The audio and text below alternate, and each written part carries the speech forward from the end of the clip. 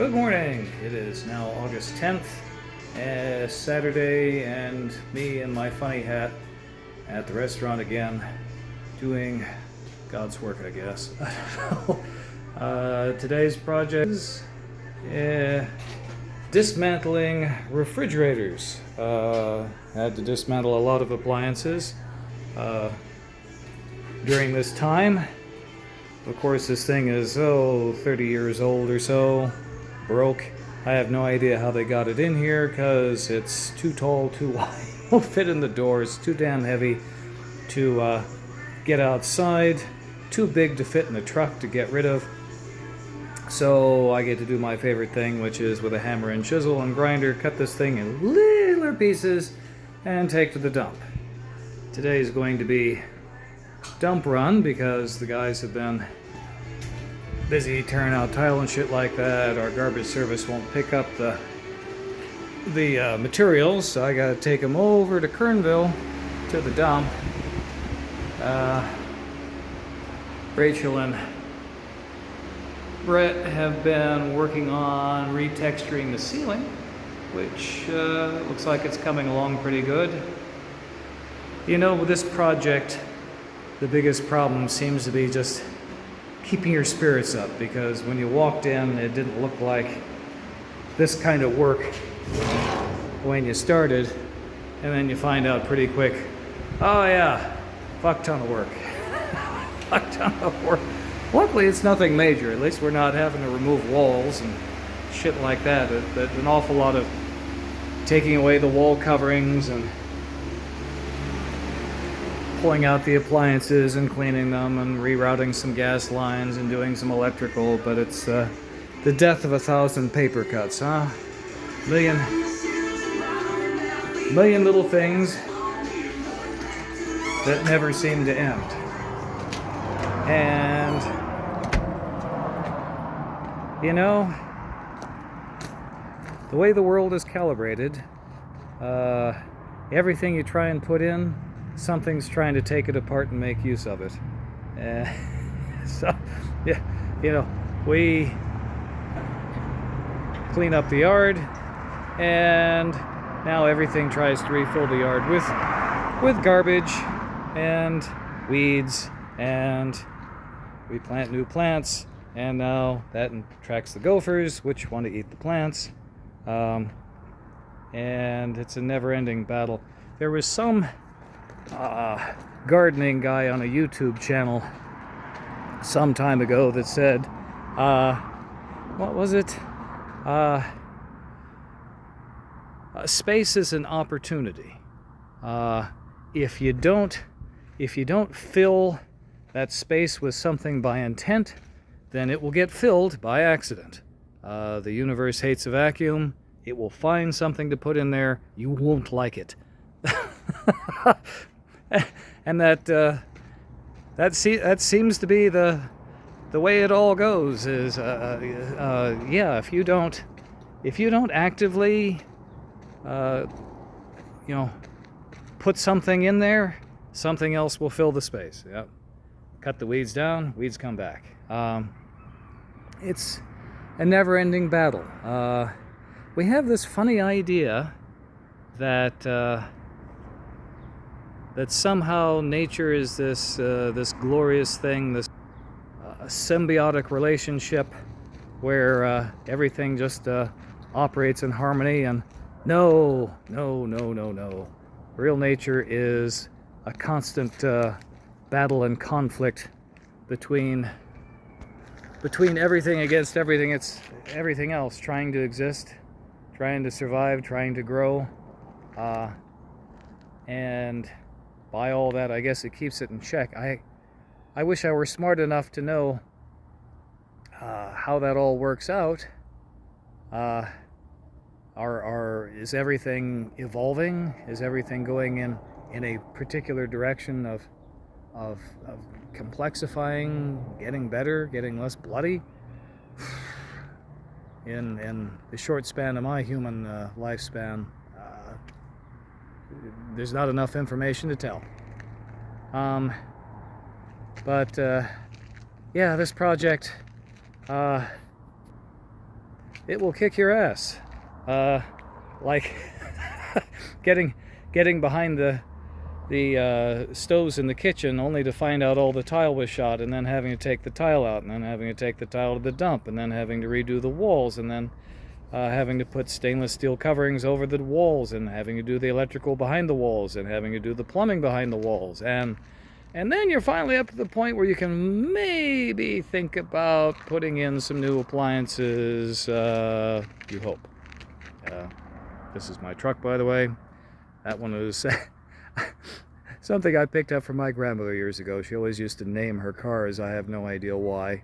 And so everybody, all of my vehicles get names that make sense to me and mystify everyone else. So that one is referred to as Greg. The other truck was Bart. Bart, because it was a brat. Greg is reliable but plain. So he gets to be Greg. Strangely enough, I don't have any female cars. I'll have to work on that. As you can see, it's another gorgeous day in God's own chosen country here in Lake Isabella. This, of course, is the back lot with the garbage can, so probably not the most picturesque, but there are a lot of places in the world, people waking up in the morning, that are a great deal less pleasant than this. And I feel for you. As we've said from the very beginning, this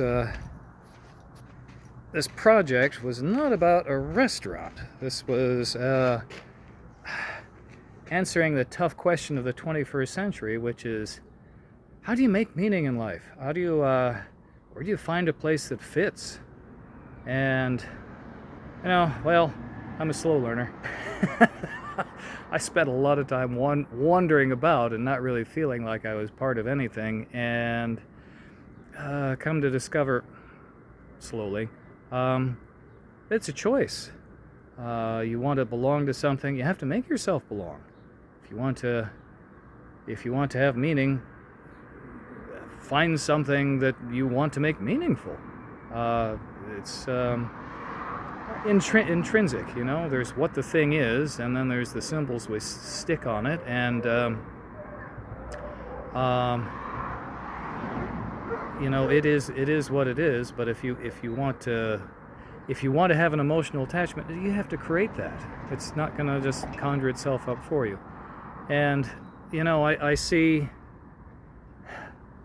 in the near future here, over the next 3 to 5 years, a great rift in human culture, as I'll call them the moderns, or the Star Trekkers, if you will, symbolized by Elon Musk and Bezos and Gates and the utopian transhumanists, I guess you could say, the people that are absolutely sure that most of us common stock human beings is not where the future is, and invest your energies and efforts in whatever the hell comes after me, I guess. A rift between them and what they're going to do, and I can see technology is accelerating so exponentially at that, and they're riding that wave, and they're going to move so much faster than the rest of us, and they're going to kind of go off in their own direction, and I don't think they intend to take us with them. It's not that they hate humanity. Well, maybe a few of them do. They're not interested. We're not interesting. They're off doing interesting things. We're not it. We're just the plain old.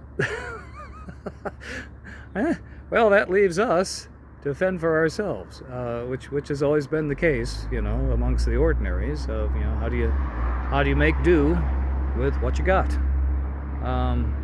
And we have a lot. There's certainly a lot of challenges in the modern world. No doubt about it. And as the economy implodes and unravels, and a lot of jobs that were useless jobs to begin with and should have never existed will finally go away once and for all, and an awful lot of people are going to be ejected from the fake economy and And the question that drives me mad is, how do you create a real economy? How do you recalibrate? What the hell does the bottom look like? You know, that cash register clerk at the hardware store that loses his job because a self-checkout robot takes it, and then can't find any other jobs because all those low-end semi-skilled jobs got replaced with other pieces of automation. And then, okay, well, you get a government handout for a little while until that gets all corrupted to the hilt, and the powers that be find ways of siphoning off all that money so you don't get it. I don't think a few people, I'm sure, are gonna go, oh well, oh shucks, I'll just do drugs and curl up and die here. But most won't. Most won't. Most people are gonna still have this desire to survive, even though they may not know why. How are you gonna do it? And so I call this the creation of the ad hoc, the make-do economy, and I see humongous potential growth there. But this is not an economy like anything I ever read in the college history books, college or history, economics or otherwise. This is an economy of necessity that begs, borrows little bits of snippets from everything, and is going to look really, really weird on the ground, but is going to be highly functional because people have needs. There will be resources out there to provide for those needs, and some very strange mechanisms are going to come into place to provide for those. I was just watching a YouTube video earlier this morning on Moldova, of all places, and they were, talking about Moldova being one of the poorest places in Europe right now, that had a pretty good economy during the Soviet era, and then once that collapsed, descended into chaos. A country that had very fertile agriculture and some pretty sophisticated aerospace industry, and then became bleh. And then, of course, the vultures come in and bayoneting the already wounded, as they like to do, stole a bunch of money from it, and made things even worse. And they were saying that this is becoming kind of a routine now, that younger people with no opportunities are now signing up to sell their kidneys and other vital organs to in other countries. To try and make a little bit of money, and it doesn't end well, of course, you can imagine. Yeah. And I think about that and I go, what the hell does Moldova look like on the ground? How do those people get by? Certainly they're not all selling their kidneys, I hope. But yeah, how does that work? There's an awful lot of places in the world, usually we think of Africa about these, that are just, very, very desperate. I was, another video last night I was watching on Afghanistan, and the interviewer was interviewing this guy that had an old wooden box camera that was over a century old that he was still taking photographs with, earn a living, and just black and white. And this thing looks like a milk crate that had been kicked by a mule about 10 times and put back together with snippets of leftover cloth and a little bit of wire and some hairpins. But it still works, and the old guy's still making money off of making photographs with this damn thing. And you realize just how weird, how stretched our world is these days. Here I'm in California, and most of what I do for a living deals with technology, and I write programs and I do spreadsheets, and we're doing a lot of stuff with the internet and e-commerce, and now I'm using AI to help me write programs to collect product data off of the internet to help for our product descriptions and competitive pricing and all that good stuff. So during the week I'm in the thick of technology and in front of computers, and then on the weekends this. And this is grungy, dirty, greasy work, but it feels a hell of a lot more real than when I spend 8 hours in front of a spreadsheet, I can tell you. But one earns the living, and the other one consumes a lot of time and resources and blood. Whether it's worth it at some point in the future is yet to be seen. That's a long ways off, if ever.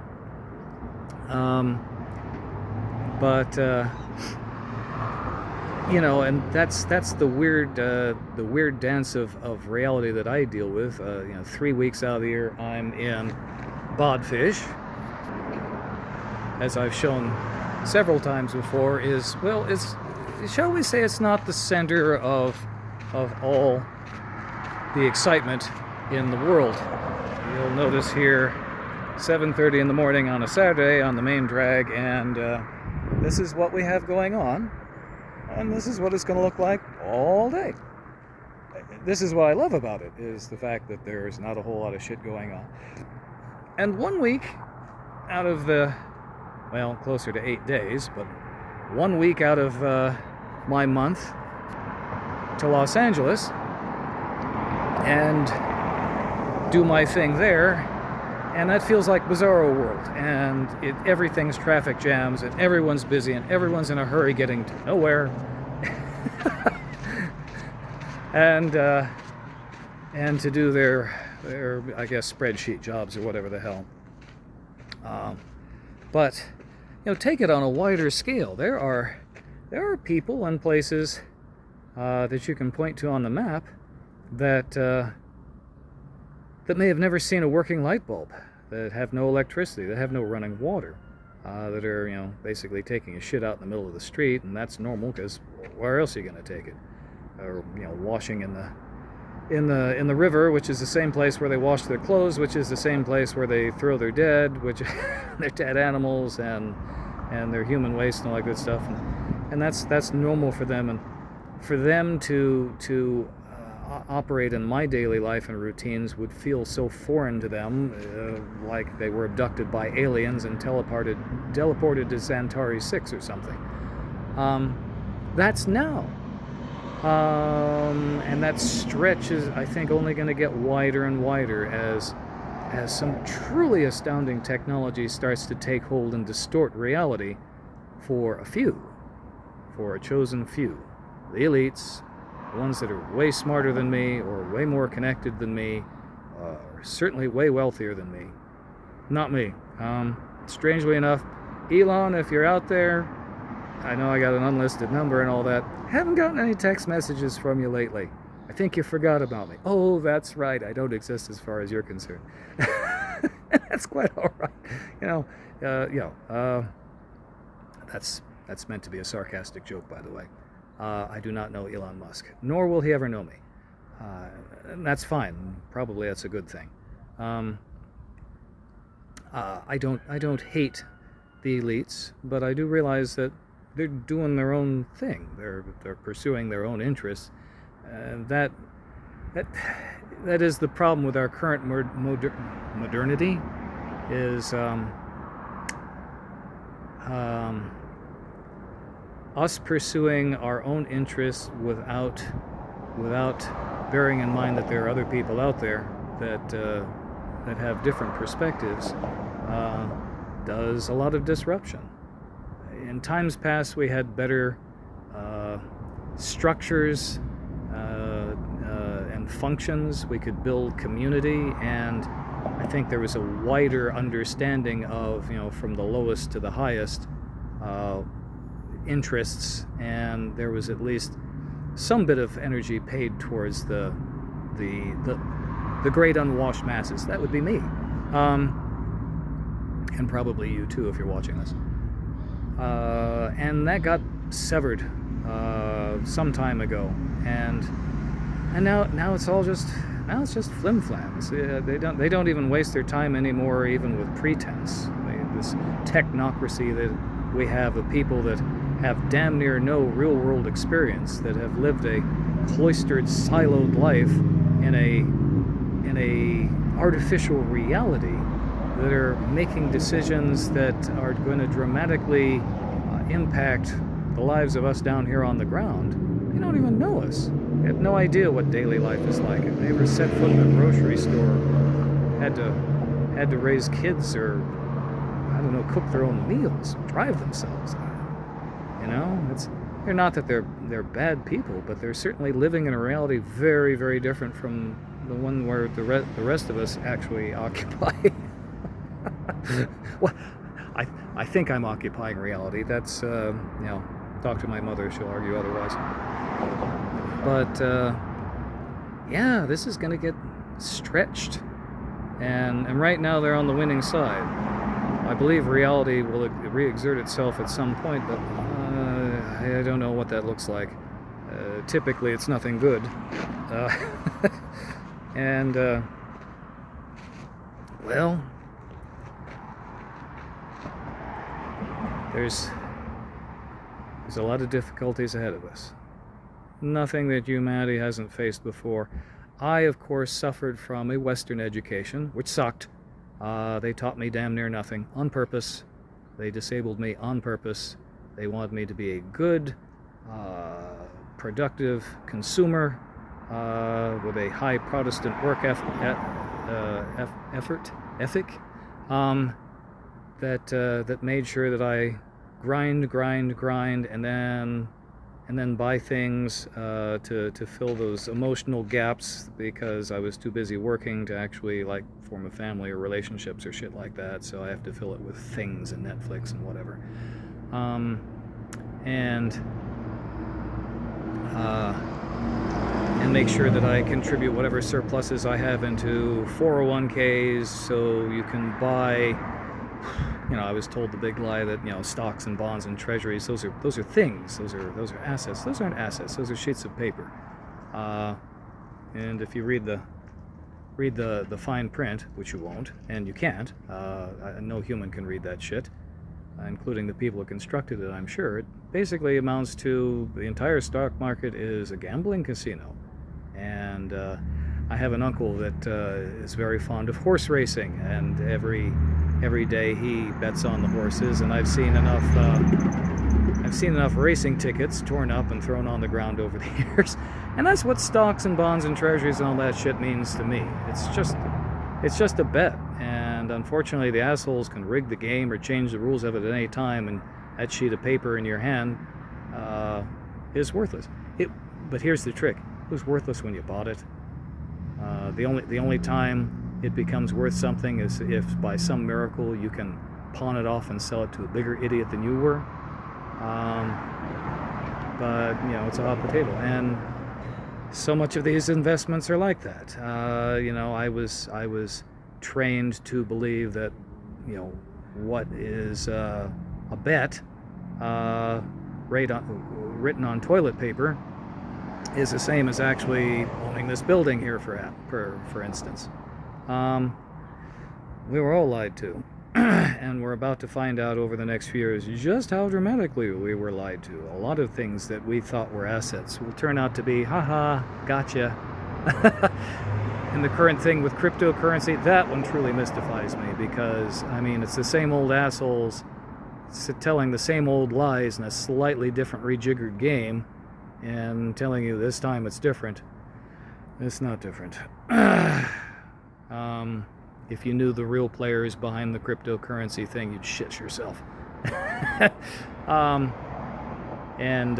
Digital gold, my ass. But even gold isn't gold. The things that human beings consider assets bear no resemblance to reality. To me, an asset is if I can eat it, if it keeps me warm or cold or protected in some way, that is an asset. If it can keep me alive and a little bit more comfortable, a little longer, that's an asset. You take a look at, what's gold? It's a shiny lump of metal that has no industrial purpose. I can't eat it. I can't shelter myself with it. It can't make me live longer. But us dumb monkeys go, ooh, shiny thing, and it has value to other monkeys. And all the effort that we go through to dig it up out of the ground and press it in those little shiny plates or little shiny bars, and then put it in a vault where no one can see it. And that's supposed to be wise investing? I've never understood it. In the world of investing and assets and liabilities and human needs, most of the shit we're screwing around with is staggeringly pointless. Or at least it's always seemed that way to me, but I don't know, the rest of the world goes on, and apparently I'm an idiot, because there's people with lots of zeros in their bank account that I don't have. Anyway, well, this has gone on a little bit longer than I expected it to, but I felt like pontificating today because I haven't done this for a few days. I am trying to learn podcasting. This sucks. I don't edit. I didn't have a pre-prepared script. I'm not particularly photogenic. The lighting is wrong. This is my good side. But I just wanted to say, things have always been tough. The human condition has always been tricky. We play a lot of different games to convince ourselves that we're good and smart humans and we're going someplace. And most of those games are about to become unraveled real quick. You had better find yourself a more stable game to attach your ego to, or you're gonna come apart. And that's where we're sitting, and that's what I'm trying to do. Oh, and here comes the gang again. They caught me talking. There they are. The people that make the shit happen. And at the end of the day, guys, girls, things, entities. What, there's 126 genders out there now, and that's just a matter of time before they come up with, different, whatever. Find something to attach your ego to. Make it mean something. Bleed for it.